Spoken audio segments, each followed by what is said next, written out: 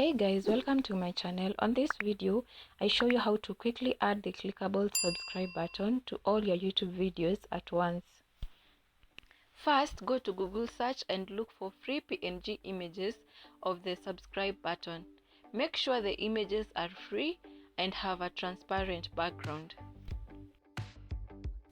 Then go to your YouTube channel and click on the YouTube Studio. At the YouTube Studio, click on Settings, then click on Channel, then open Branding. With branding, you get to add a watermark to all your YouTube videos. This can either be your logo or, in this case, a YouTube subscribe button. With the subscribe button, you get to choose whether it appears at the end or at the beginning or on the entire video. After you are done, click on Save and confirm if the watermark is visible.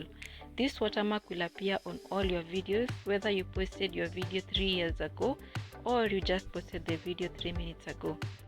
The watermark will remind your viewers to subscribe to your channel, and they can easily do it while watching your videos. Thanks a lot for watching. Subscribe to my channel for more tutorials and give this video a thumbs up.